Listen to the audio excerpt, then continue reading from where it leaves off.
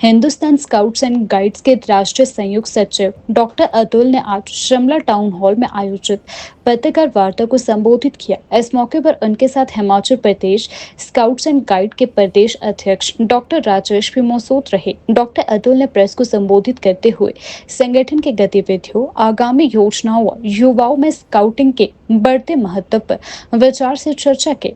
उन्होंने कहा कि स्काउटिंग न केवल अनुशासन और नेतृत्व की भावना विकसित करती है, बल्कि युवाओं को समाज सेवा से जोड़ने का एक सशक्त माध्यम भी है। उन्होंने बताया कि संगठन का उद्देश्य हिमाचल प्रदेश के दूर दराज क्षेत्रों में भी स्काउट्स एंड गाइड्स की गतिविधियों को सक्रिय करना है।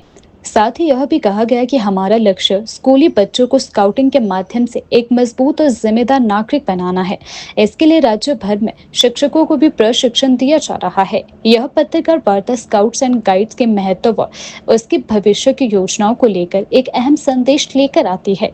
संगठन की यह पहल निश्चित रूप से हिमाचल के युवाओं को एक नवीन दिशा दे सकती है। स्काउटिंग के बारे में आप सभी लोग पहले से जानते हैं और शायद ही है कोई भी जिसने स्कूल देखा है वो स्काउटिंग, एनसीसी, एनएसएस इनके बारे में ना जानता हो।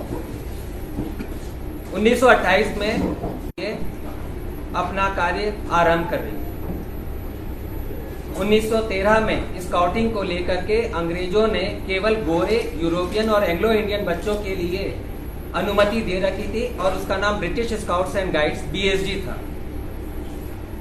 आजादी के बाद 1998 में जब अटल बिहारी वाजपेयी जी प्रधानमंत्री बने तो हिंदुस्तान स्काउट्स गाइड्स का 1998 में पंजीयन हुआ। श्री साहिब सिंह वर्मा जी उस वक्त मुख्यमंत्री दिल्ली थे।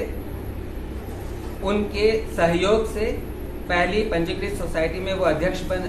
पहली पंजीकृत सोसाइटी की पहली कार्यकारिणी के वो अध्यक्ष बने और उसके बाद से लगातार हिंदुस्तान स्काउट्स गाइड्स पूरे देश में जो पहले से काम कर रहा था, सरकारी अनुदान लेते हुए हर राज्य में, हर जिले में अपना उन स्कूलों में प्रशिक्षकों के द्वारा स्काउटिंग का प्रशिक्षण दे रहा है।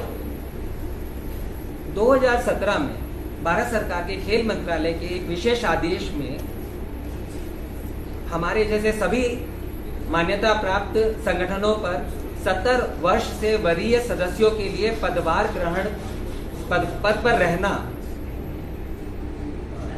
रोक दिया गया था और उसलिए उसी आदेश के आलोक में तुरंत प्रभाव से 70 वर्ष से अधिक सेवा निवृत्त करने का आदेश जारी हुआ।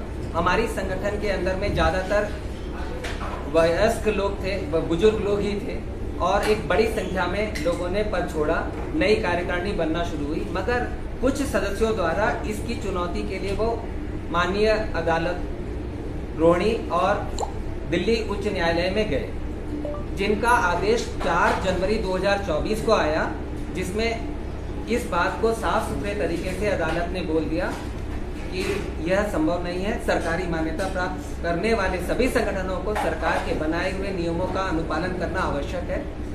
इस आधार पर खेल मंत्रालय द्वारा 10 मार्च और दिल्ली उच्च न्यायालय के इस आदेश के ऊपर ही खेल मंत्रालय द्वारा 11 मार्च 2025 को रिजल्ट ऑर्डर पास हुआ। यह आदेश स्पष्ट रूप से इसमें उन लोगों के नाम भी लिखे हुए हैं, जिसमें यहाँ कुमारहट्टी के वेंकटेश कॉलेज के चेयरमैन भरत अरोड़ा का नाम है कि वो राष्ट्रीय चेयरमैन के रूप में अपने आप को जो दिखा रहे हैं वो गलत है और हाँ मंत्रालय से कंफर्म नहीं। उसके बाद 29 मार्च 2025 को हिंदुस्तान स्काउट गाइड्स की राष्ट्रीय परिषद बैठक में यह तय हुआ कि सभी राज्य इकाइयाँ जहाँ महत्वपूर्ण पद रिक्त हैं तदर्थ कमेटी बना करके सुचारू रूप से उसकी व्यवस्था चलाने के लिए करा जाए। और इसी क्रम में हिमाचल प्रदेश में हमारे सचिव सुरेश साख्यान के साथ